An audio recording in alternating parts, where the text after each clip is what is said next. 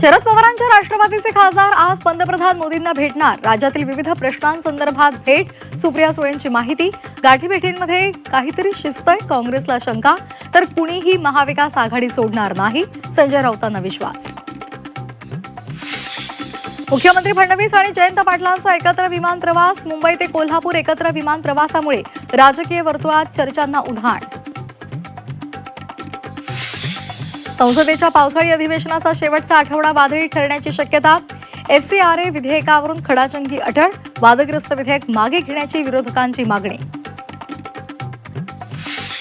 मुख्यमंत्री देवेंद्र फडणवीसांची आज मुंबईतल्या वरळीमधून तिरंगा रॅली। देशभक्तीचा नारा देत भाजपचा युवकांना साथ घालण्याचा प्रयत्न।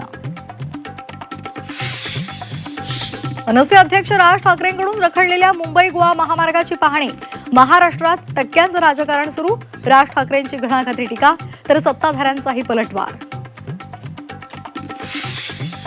कुणबी प्रमाणपत्र रद्द का केलं, उत्तर द्या। मराठा आंदोलक मनोज जरांगेंचा सरकारला सवाल, तर जरांगेंचा गैरसमज दूर करणार सरकारची भूमिका। जरांगे आज सांगलीच्या दौऱ्यावर। E20 इंधनावरून टीका करणाऱ्या राहुल गांधींना मुख्यमंत्री देवेंद्र फडणवीसांचा टोला।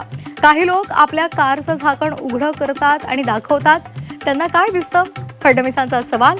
E20 विरोधात अजून एकही पुरावा मिळाला नसल्याचंही उत्तर। संयुक्त किसान मोर्चाचं आज देशभरात आंदोलन। ठिकठिकाणी जेलभरो करत सरकारचा निषेध करणार। हमीभावासह अमेरिका भारत व्यापार हा करार रद्द करावा अशी मागणी।